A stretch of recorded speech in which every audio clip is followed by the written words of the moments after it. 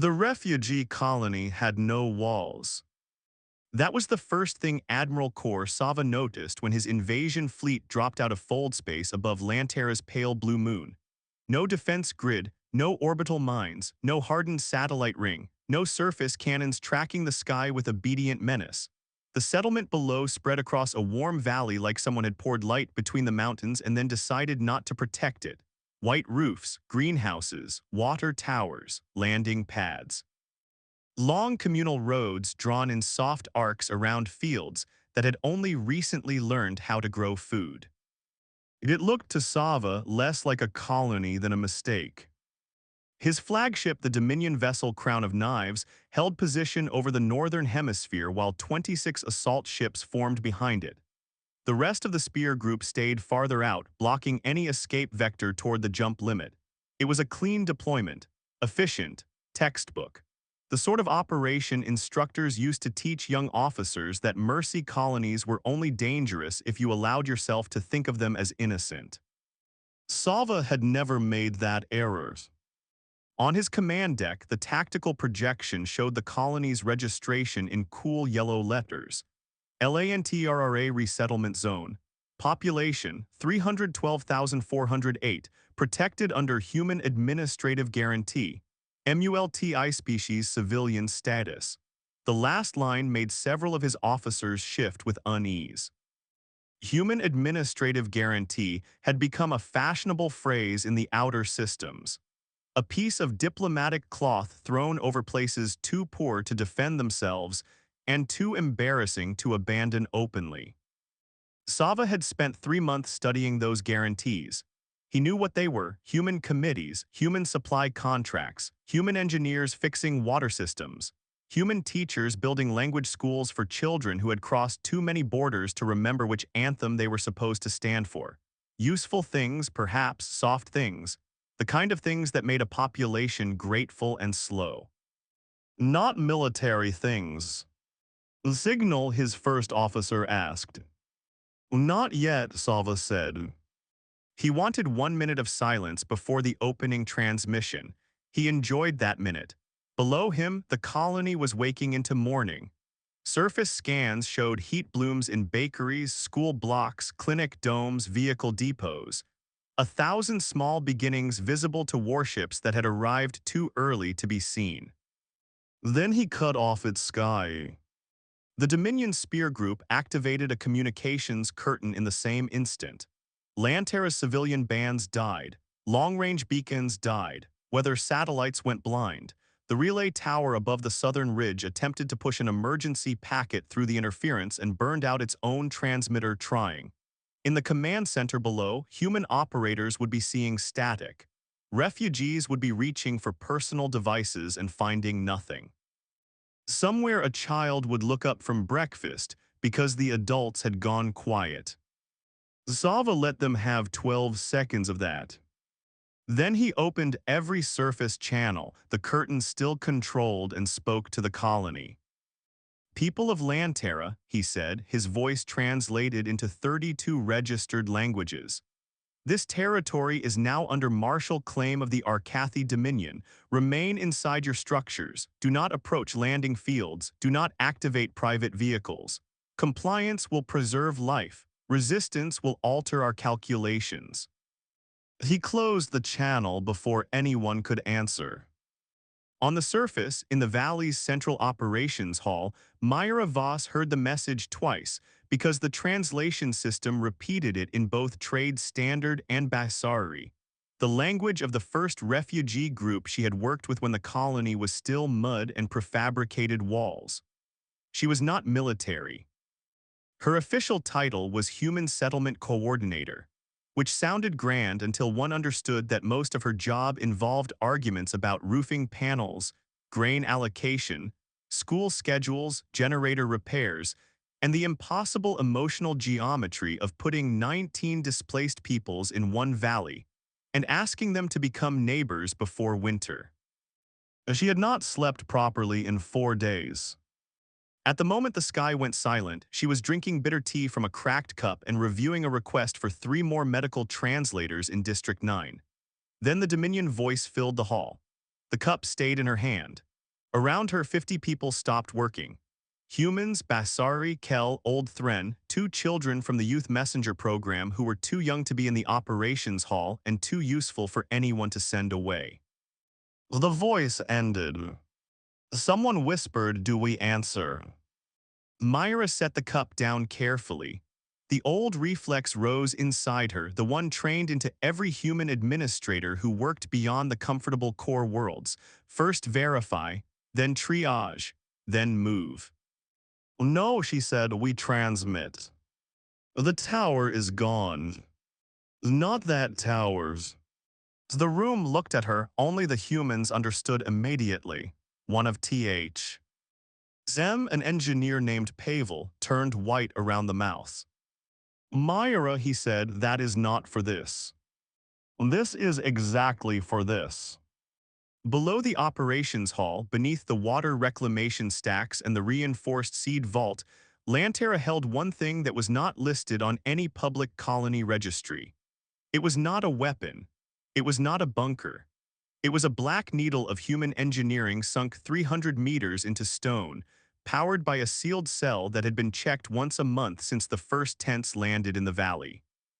The refugees called it the old pipe because nobody had ever explained it to them, and because people need names for things they are not allowed to understand. The humans called it a mercy spike.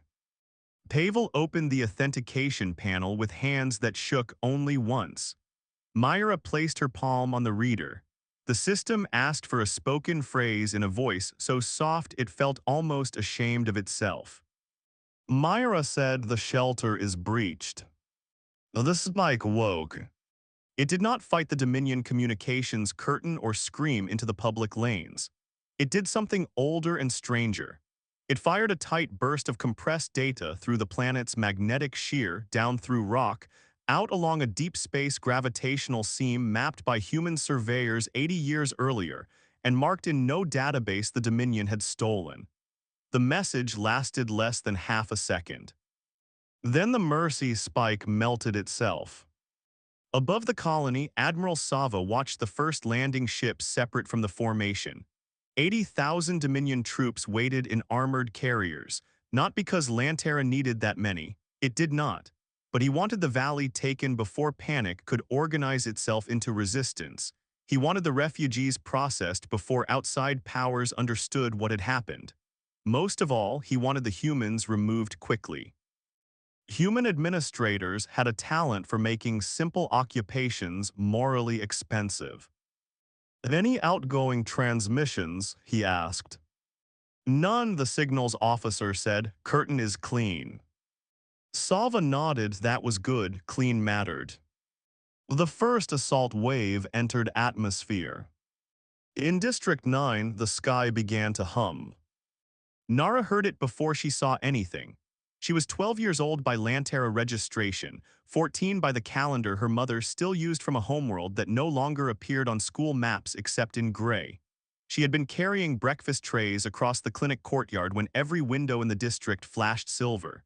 Then came the voice from the sky, telling them to stay inside, telling them compliance would preserve life. Adults began moving too quickly. Quick adults frightened her more than shouting ones. Her younger brother Tavi came running from the school road with one shoe unfastened, and his lesson slate clutched against his chest. "Is it the Velk again?" he asked. Nara did not answer. She did not know who it was. The Velk had burned their first camp 6 years ago. The Rune had shelled the second. The convoy between those places had been attacked by people whose uniforms she never learned. When humans brought them to Lantera, her mother had said the running was over. Her mother had said it in the careful tone adults used when they needed children to believe something before they believed it themselves. Now the sky had soldiers in it. The first Dominion carrier broke through the cloud layer like a dark coin falling, then another, then more. Nara grabbed Tavi's hand and ran toward the clinic because the clinic had the deepest cellar and because her mother was there on morning sanitation duty. Around them, the colony changed shape. Refugees knew how to move when danger arrived. They had learned it in ports, camps, burn towns, cargo holds, border stations, and the hard spaces under vehicles where children can fit if adults stop breathing too loudly. Doors opened. Hands reached out. Names were shouted. People lifted people who could not run. An old Kel man with one leg was carried between two Basari teenagers who had fought him over water ration cards the week before. The colony had no walls, it had memories. At the edge of the landing field, the First Dominion troops touched ground and found the roads empty in a way that irritated their officers. Civilians were supposed to freeze, scatter, or cluster where commanders could count them. Lantera's civilians vanished inward, into shelters, culverts, clinic cellars, greenhouse maintenance tunnels, underfloor storage, old drainage lines, and the informal hiding places that refugee children discovered within 3 days of living anywhere. The Dominion had expected a soft colony. They found one that knew how to be afraid professionally. That slowed them. Not by much, not enough, but enough for Myra Voss to open the colony's internal emergency grid and begin moving people through the hidden routes designed for dust storms, crop failures, and the bad possibility that everyone in the valley had tried not to discuss after the Third Border War began 2 systems. She stood in the operations hall with the dead public channels around her and spoke through the wired speakers embedded in schools, clinics, warehouses, prayer rooms, kitchens, and public baths. This is Myra. We are under armed occupation. District leads enact shelter black. Do not use open streets unless marked safe. Medical priority moves first. Children under 10 move with assigned adults. Nobody goes alone. Repeat, nobody goes alone. She paused because she could hear her own breathing.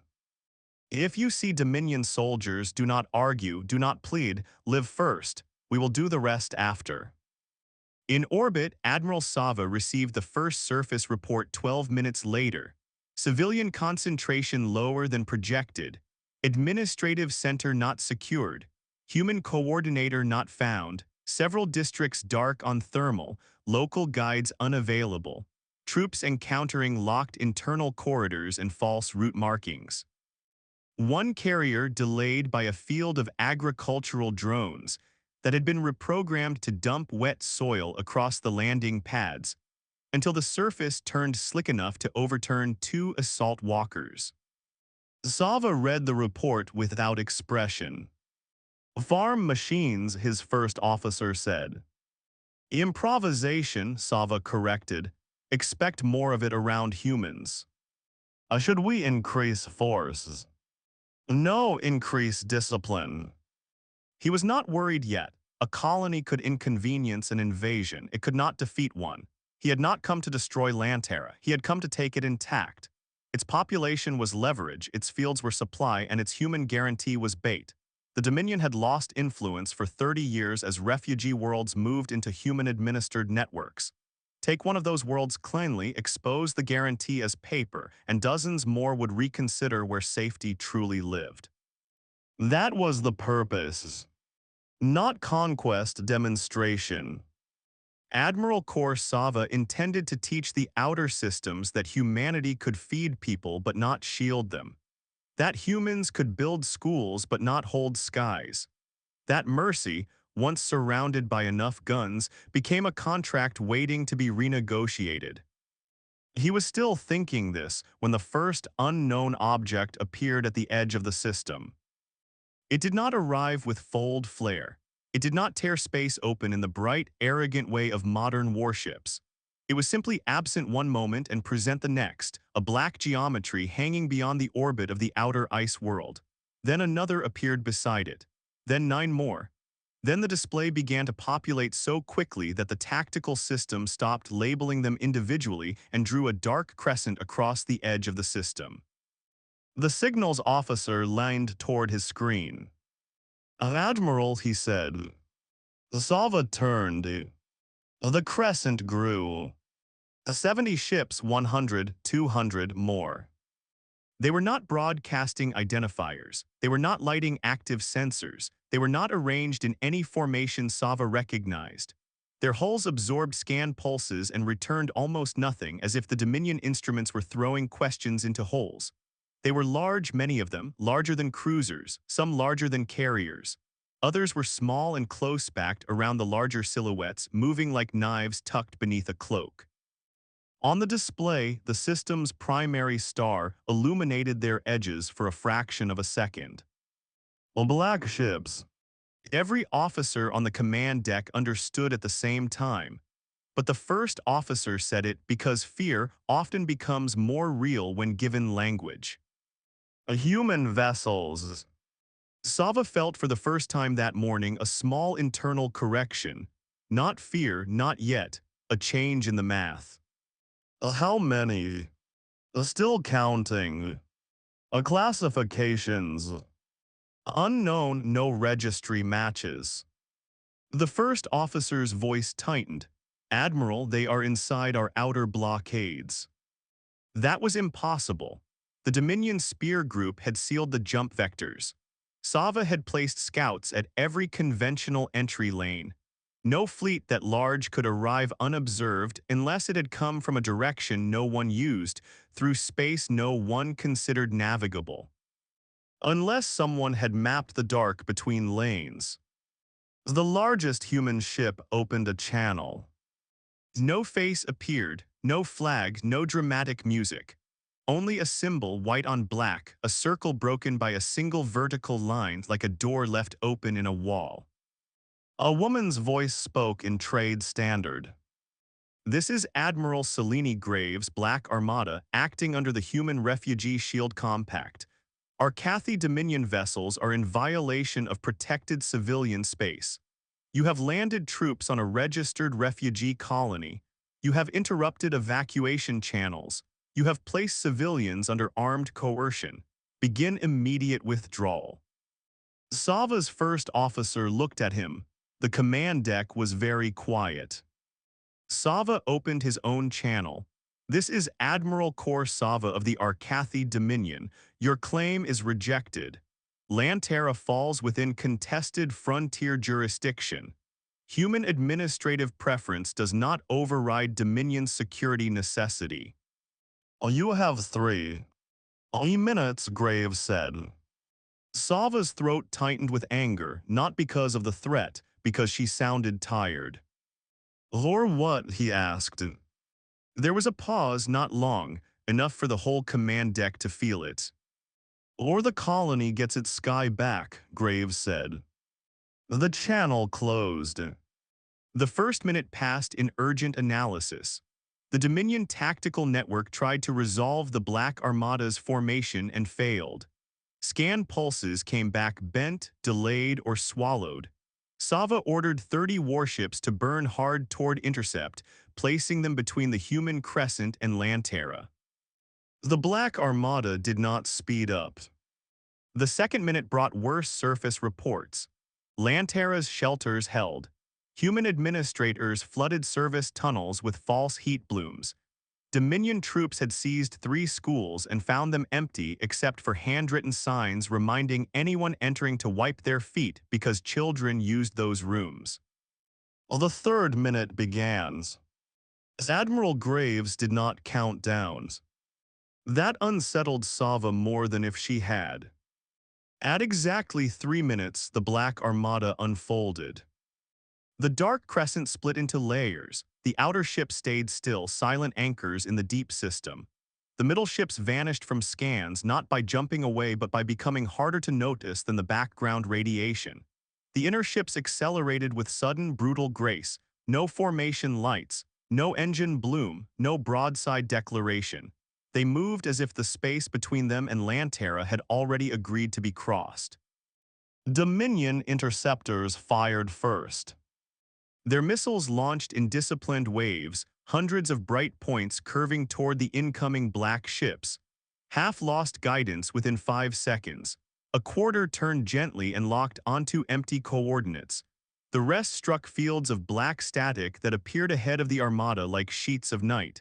The explosions bloomed and vanished without touching hull. Then the Armada answered. Not with beams, not with missiles, with absence. Every Dominion ship in the outer screen lost its forward sensors at once. Not destroyed, blinded, their displays filled with a soft black pattern like ink spreading under glass. Weapon locks failed, engines remained functional, life support remained untouched. Navigation remained possible if commanders wanted to leave. The message was clear enough for anyone who still respected clarity. Move or be moved. Some moved. Most did not. The Black Armada passed through them. It did not ram. It did not explode ships for the satisfaction of watching debris scatter. It cut weapon spines, severed launch rails, fused turret rings, pinned engine output below combat threshold, and marked every disabled vessel with a bright rescue beacon so no panicked captain could pretend they had been left to die. The whole outer screen was reduced in 4 minutes to drifting metal and wounded pride. On Crown of Knives, Sava watched 30 warships become irrelevant. Bring the spear group inward, he said. Admiral, our troops are still on the surface.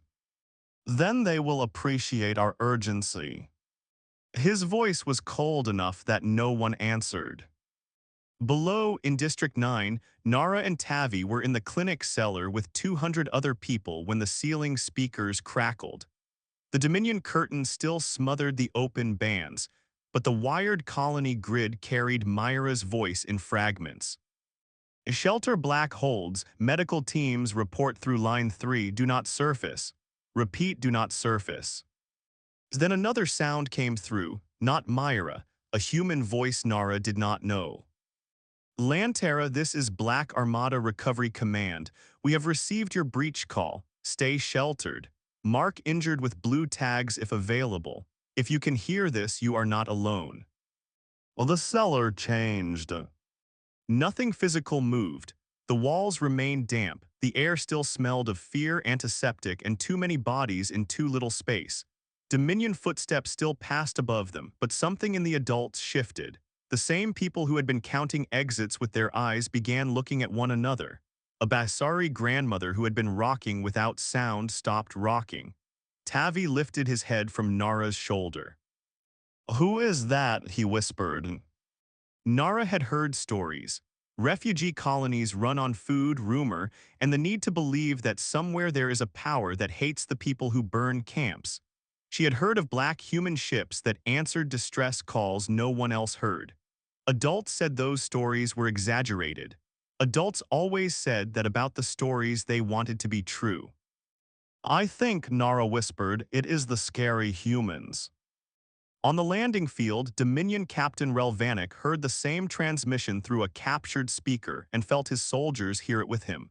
He had been fighting for 17 years. He understood morale the way a mechanic understands engine vibration. His troops had been confident during descent, irritated during the first delays, angry when the civilians refused to gather properly, and unsettled. When their comms began filling with strange echoes from orbit. Now they were quiet. Quiet soldiers were dangerous in a different way than loud ones. They began thinking. Vanek opened a command channel. Orbital, this is Surface Spear 3, request updated sky status. Static. Orbital respond. The only answer was the colony speaker repeating, you are not alone. Vanek looked toward the mountains, something black crossed the sun. It was not a ship landing. It was a shadow from something enormous passing far above the atmosphere. For half a second, every soldier on the field saw the daylight dim in a long, blade-shaped line. Then the shadow moved on. Vanek had invaded 6 worlds. He had never felt smaller on any of them. Myra Voss reached the auxiliary command shelter 14 minutes after the first Black Armada transmission. Her left sleeve was torn. Her face had a cut across the cheek from a window that had become enthusiastic about breaking near her. She found Pavel already inside, along with 3 district leads and an elderly Thren mathematician who had no official emergency role but had arrived with a notebook and the expression of someone who expected reality to justify itself. The shelter's main screen was still dark. Dominion interference owned the upper bands. Then a human handshake code touched the wired grid, identified itself, and opened a narrow visual feed. Admiral Selene Graves appeared. She was older than Myra expected, perhaps 60, with iron-gray hair pulled back and a black uniform without shine. There was no fleet bridge visible behind her, only a dim command space full of quiet motion. Her eyes moved once, taking in Myra's cut, the crowded shelter, the bad lighting, the fear everyone was trying to keep professional. Coordinator Voss, Graves said, "We have the breach call status." Myra swallowed. Colony underground invasion, communications curtain active, districts 1 through 5 sheltering, 6 partially compromised, 7 unknown, 8 holding. 9 has troops near clinic structures. We have wounded. I do not have a count. How many Dominion troops landed? Initial estimate 8 to 10,000 in Valley Zone, more descending. Evacuation routes. Shelters are connected, but not enough for full population movement if they breach district doors. We built for storms and riots, not an army. Graves nodded once. No comfort, no panic, just receipt of fact. We are opening your sky in stages, she said. Do not bring civilians to surface until black rain begins. The Thren mathematician looked up sharply. Black rains. Myra did not ask. She had worked with enough human emergency systems to know that some phrases became clear only when it was too late to dislike them. What do you need from us? She asked. Keep the shelters closed, mark injured. Cut all automated doors connected to Dominion external override. If a district falls, flood the route markers with red light. Our recovery teams will read it. And the troops already inside. Graves paused. They can surrender to you, she said, or to us. I recommend they choose you. Well, the screen cut. In orbit, Sava ordered the Spear Group into a tight defensive sphere above Lantera. He no longer intended to process the colony quickly. The operation had changed. The humans had brought a fleet he did not understand, using technologies he had not planned for, under a command authority his intelligence files had never named. But Sava still had one advantage. The colony. The Black Armada could blind ships and cut weapons, but it could not fire freely while Dominion troops were scattered among refugee shelters. It could not bombard landing fields where civilians hid below. It could not risk turning Lantera into the graveyard it had come to prevent. Sava opened a fleet-wide channel. Surface forces are to seize civilian shelter nodes and transmit confirmation. Priority, human personnel, colony children, district leaders. Do not waste ammunition on infrastructure. The refugees are the shield. Make the humans admit it. The order went down. It also went sideways. The Black Armada had been listening through the broken teeth of the Dominion network since the first minute. It heard Sava's order, mapped every receiving unit, compared the instruction against surface movement, and forwarded the relevant sections to every colony shelter in translated form. So when Captain Vanek received his order to seize the District 9 clinic cellar, the people inside already knew he was coming. Well, they had 3 minutes. That was not enough to escape. It was enough to prepare badly, which is one of humanity's oldest arts and one refugees learn whether they want to or not. The clinic staff moved the critical patients behind oxygen tanks and water drums. The Basari grandmother organized children under examination tables. Nara and 2 older boys dragged metal shelving across the cellar's inner door. Tavi found a crate of nutrient paste and with the reclés. Usefulness of the very young began throwing packets into bags because someone might be hungry later. Above them, Dominion boots entered the clinic. Captain Vanek stood at the cellar door and read the human warning newly printed across his visor display. Surface Unit 317, your order has been recorded. Civilians are aware. You are advised to withdraw from medical structure. Well, he stared at it. Sir, one of his soldiers asked. Vanek imagined the black ships overhead. He imagined his name attached to a recording. He imagined surviving a war only to become the person future classrooms used as an example of what not to obey. Then another voice entered his helmet. Admiral Sava, direct command. Captain Vanek breached that shelter. Vanek looked at the doors. He could hear people behind it, not clearly enough. Admiral, he said, the structure is medical marked. Breached. Vanek closed his eyes for 1 second. When he opened them, he removed his command chip from his wrist plate and dropped it on the floor. No, he said. There are moments in battle when disobedience spreads faster than obedience because everyone has been waiting for someone else to become first. 4 of Vanek's soldiers lowered their weapons immediately. 2 more hesitated, then did the same. One raised his rifle toward Vanek and was struck from behind by his own squadmate hard enough to drop him unconscious. Vanek opened the external channel printed on his visor. Black Armada Command, he said. This is Dominion Surface Unit 317. We are outside District 9 Clinic. We are not entering. We request terms. The response came at once. Place weapons on the ground. Move 10 meters from the clinic door. Sit down with hands visible. Medical staff inside will not be approached. You will not be harmed if you remain still. Vanek obeyed. Inside the cellar, Nara heard the boots move away. She did not understand why. She kept her shoulder against the shelf until her arms shook. Across the valley, not every Dominion unit made the same choice. Some obeyed Sava, some tried to breach shelters, some took hostages. Some panicked when their command channels began replaying their own orders back to them with civilian casualty projections attached. The Black Armada descended into the atmosphere in pieces, never all at once, never enough to create a single target. Small black recovery craft fell through the clouds without heat trails. They landed on roofs, roads, fields, and dry riverbeds. They carried humans in dark armor, yes, but also trauma teams, evacuation engineers, signal cutters, translation drones, and compact machines that unfolded into barricades faster than frightened eyes could follow. Then came the black rains. It was not rain. It was millions of thin sensor threads dropped from high atmosphere, each no longer than a human finger, each black as burned paper, each falling slowly on controlled microfields until the whole valley seemed filled with drifting ash.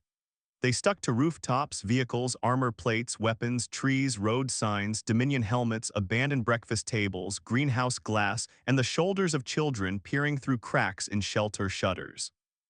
As every thread became an eye, as the battlefield vanished from the Dominion, it appeared to the humans. Admiral Sava's surface map went from imperfect to useless in 30 seconds. Human command, by contrast, saw everything: troop clusters, civilian heat, wounded bodies, open doors, blocked tunnels, fires starting in District 6. A Dominion squad moving toward a school shelter with weapons hot. A group of refugee teenagers lost in a drainage channel. A pregnant Kel woman trapped under a collapsed stair.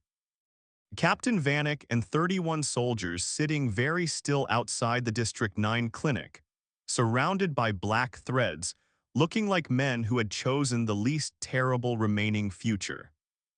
Admiral Graves watched the map sharpen. "Begin harvest," she said. The word would sound ominous later in edited Dominion propaganda. It did not sound ominous on the Black Armada Bridge. It sounded like logistics. Human recovery teams moved with terrifying speed. They did not chase every soldier. They closed routes. They isolated hostile units. They opened shelter passages. They marked surrendering Dominion troops with blue beacons and hostile ones with red. They sent food drones into cellars before soldiers, because hungry children panic at the wrong time and humans had learned not to waste courage when calories would help. In District 6, a Black Armada Marine entered a burning apartment block through the 3rd floor because the stairs had collapsed, and the old woman trapped inside was too frightened to climb down a cable unless someone came up first. In District 2, A Dominion lieutenant fired at a human recovery craft and watched his weapon fold in half around his hands. In District 8, 3 refugee boys tried to attack a surrendering Dominion soldier with kitchen knives and were peeped by a human sergeant who told them revenge could wait until after lunch, confusing them long enough for someone else to take the knives. The colony did not become safe. It became contested in a way the Dominion had not prepared to survive.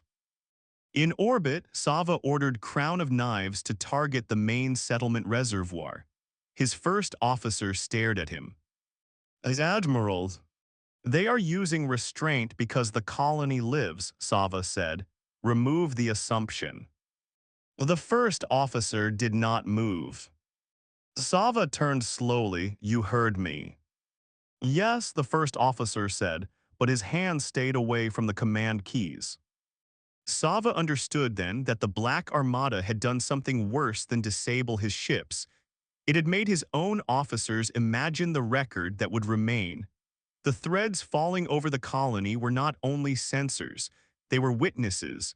Every order now had a future. He shoved the first officer aside and entered the authorization himself. The reservoir lock appeared on the tactical display for half a second before the entire flagship went dark. Not blacked out, dark, as if the ship had been unplugged from the idea of command. The lights died. The deck gravity dropped, then returned at half strength. Every weapon console sealed under a transparent field. The Admiral's command chair locked in place. Emergency power came up in a narrow red line across the floor leading not to the bridge exits but to the medical station. Admiral Graves appeared on the main screen, life-sized and colorless. Admiral Sava, she said, you attempted to target a civilian water source on a refugee colony. Sava gripped the edge of the dead console. You have boarded my ship. No, Graves said, we boarded your command authority. Around Sava, his officers were silent, some were frightened, some looked relieved. You cannot win this, Graves said. You can only decide how much of your fleet survives learning that. Sava laughed once sharply. You speak as if this is morality, it is power. Yes, Graves said, that is why we brought enough. The Black Armada closed around the Spear Group. For the next 40 minutes, the battle above Lantera became a lesson delivered without haste. Dominion ships that attempted to retreat with weapons hot were stopped. Ships that powered down were tagged and ignored except for medical scans. Ships that fired on the colony lost engines. Ships that fired on Black Armada vessels lost weapons. 2 that tried to overload their drives near civilian evacuation lanes were swallowed inside containment fields and held there, shaking themselves apart in private until their crews accepted emergency shutdown instructions. No one in the colony saw most of it. They saw shadows. They saw distant flashes behind clouds. They saw black threads drifting in the air and human recovery craft moving between districts. They saw Dominion troops sitting in surrender groups with their hands visible. They saw food, water, stretchers, blankets, translators, and portable signal towers unfold from black cargo pods. They saw, more than anything, that the invasion had stopped moving forward. Refugees understand momentum. When danger stops advancing, hope arrives cautiously, suspicious of traps. Myra Voss walked out of the auxiliary shelter when Graves cleared the central road. The air smelled of burnt metal and greenhouse soil. Black threads clung to her hair and sleeves. Around her, the colony was damaged but standing. District 6 smoked. The landing field was torn. The school road had 3 craters where human fields had caught Dominion artillery and folded the blasts upward before they reached the shelter line. A water tower lined at an angle that made engineers unhappy. But people were emerging. Not all at once. Refugees do not trust sudden safety. They came in pieces, a door opening, a face at a cellar hatch, a mother carrying a child, an old man with a prayer cloth wrapped around his hand because he had lost the real bandage somewhere underground. Then more. Nara came out of the clinic cellar holding Tavi's hand so tightly he complained for the first time all morning. She saw Dominion soldiers sitting in rows under the watch of black-armored humans.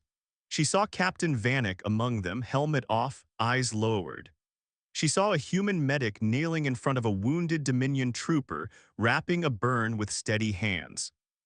That angered her. Why are they helping him? She asked.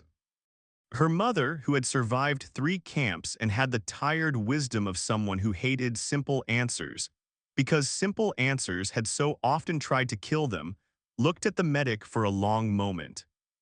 "Oh, because they can," she said. Nara did not like the answer. Years later, she would. Admiral Sava was removed from Crown of Knives by his own officers before Black Armada boarding teams reached the bridge.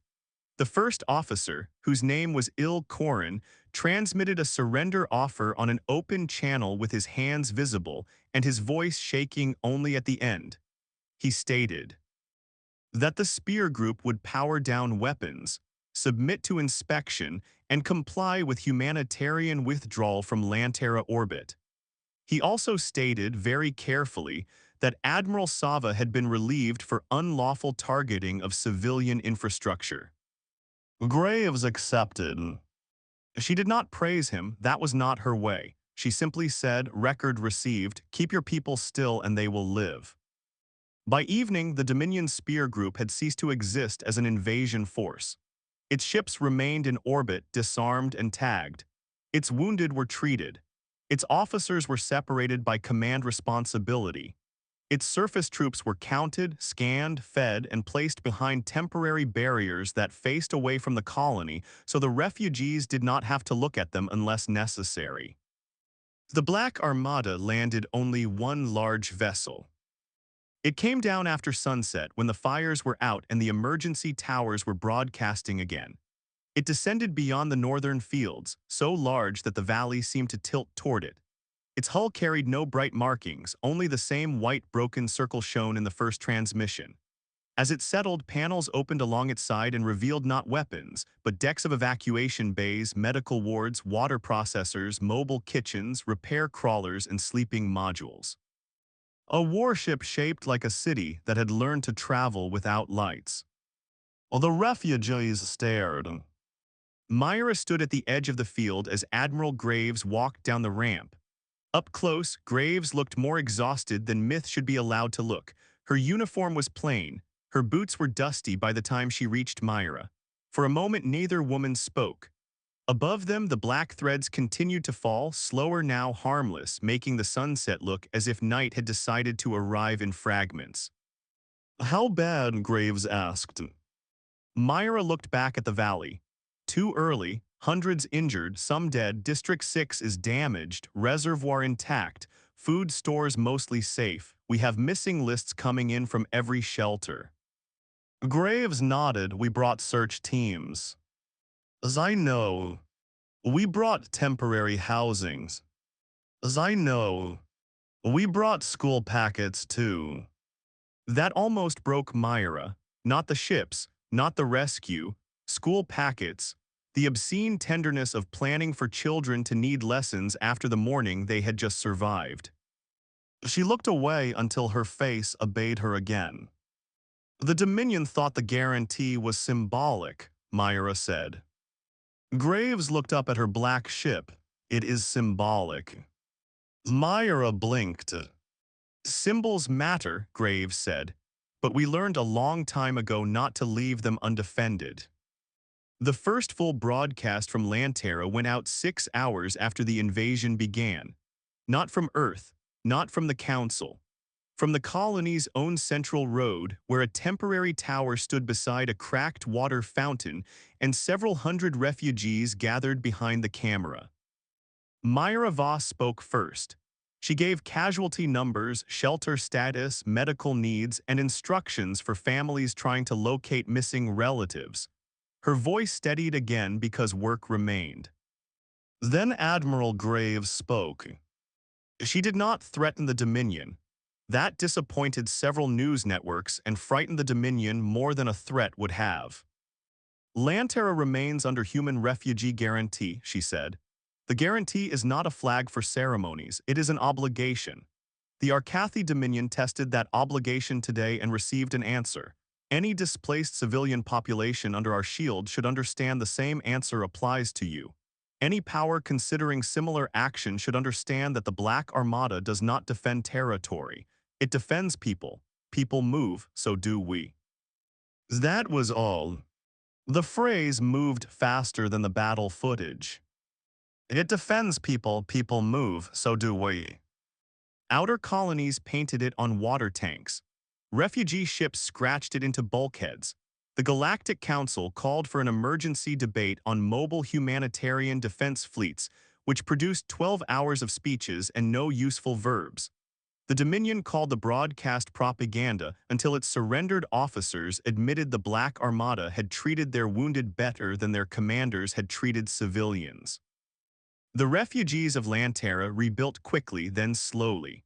Quickly because humans brought machines that printed wall panels from field fiber, and because Basari roof teams could work faster than anyone when properly fed. Slowly because rebuilt walls are not the same as repaired sleep. Children still ducked when clouds crossed the sun. New arrivals still looked at the sky before looking at the road. The Black Armada stayed for 19 days. That became its own kind of legend, not the battle, the staying. Warships remained above the valley while people buried their dead, fixed pumps, reopened kitchens, searched rubble, and held the first school assembly after the invasion. One armored marine spent an afternoon helping Tavi find the shoe he had lost during the first alarm and treated matter with such seriousness that Tavi decided the marine must be very high-ranking. On the 20th morning, Admiral Graves visited District 9 before departure. Nara saw her near the clinic courtyard and nearly hid, then decided hiding from someone who had brought an armada was probably pointless. Graves noticed her looking. "You were in the clinic cellar," Graves said. Nara nodded. "You know that. We counted everyone's." "That sounds creepy." Graves considered this. "It can be." Nara liked that she did not pretend otherwise. "Are you leaving?" Nara asked. "Oh yes. What if they come back?" Graves looked toward the sky, where 3 black ships still hung in morning light like pieces cut out of the day. "Then we come back. What if you are too far away?" Then the nearest ship comes. If not a ship, a drone. If not a drone, a signal. If not a signal, someone on the ground starts moving before permission catches up. That is what the guarantee means. Nara thought about this. It did not stop them from coming. "No," Graves said. "A shield that promises nothing bad will happen is a lie. A shield that promises bad things will not happen alone is closer to honest." Nara looked at her for a long time. "I want the first kind," she said. "So do I," Graves said. That answer stayed with Nara longer than any heroic speech could have. The departure of the Black Armada was quieter than its arrival. Ships lifted at staggered intervals, vanishing into the dark lanes between official routes. The largest vessel rose last, carrying the wounded who needed treatment beyond Lantera's facilities and several Dominion officers whose trials would require more translation than the colony had patience for. As it climbed, the black threads across the valley dissolved into harmless dust that glittered briefly and then was gone. For the first time in 19 days, the sky above Lantera looked empty. It did not feel empty. Years later, military schools studied the Black Armada's sensor denial, its atmospheric thread network, and its ability to make an invasion force morally visible before making it tactically helpless. The children studied something else. They studied the first image of the Armada. Not the fighting, not Sava's surrender. The first image. A dark crescent at the edge of the system, appearing where no fleet should have been, answering a half-second call from a colony that had no walls. In that image, the Black Armada looked terrifying. That was why the image lasted. The galaxy was used to gentle humanitarian symbols. Open hands, bright stars, white ships. The Black Armada offered no softness. It looked like the thing people who burn refugee camps hope does not exist. It looked like Mercy after it had learned logistics, navigation, patience, and how to cut the weapons from a warship without asking permission. The colony kept one black thread in its museum, sealed in glass beside a child's breakfast tray recovered from the clinic courtyard. Nara visited the display when she was older. She stood there with Tavi, who had grown taller than her and still insisted he had not been scared in the cellar, which was a lie they both allowed because families need some lies to be gentle. The museum plaque said the invasion had lasted 6 hours and 13 minutes. Nara knew that was wrong. The invasion had lasted from the moment the sky told them they were alone until the moment a voice said they were not. Everything after that had been fighting, rescue, grief, repairs, and consequences. Important things, terrible things, necessary things. But the invasion, the real invasion, the one that tried to enter the heart and teach it surrender, had ended when the Black Armada answered. She did not say this aloud. She touched the glass once and looked up through the museum skylight at the open blue above Lantera. The colony still had no walls. It had farms now that reached beyond the original valley. It had 3 more districts, 2 universities, a ridiculous annual argument about whether the landing field should be renamed, and a generation of children who had grown up hearing that safety was not the absence of danger. Safety was a promise kept loudly enough that danger learned to hesitate. At the edge of known space, another refugee ship would someday lose power between lanes. A mining clan would someday be driven from its home by a private fleet. A border governor would someday look at a camp full of displaced civilians and calculate that no one important would intervene. And somewhere in the dark between official routes, a black ship would turn. No announcement, no parade, no permission requested from the people who had made cruelty convenient. Only a course correction. Only the old human answer to a shelter breach. You are not alone.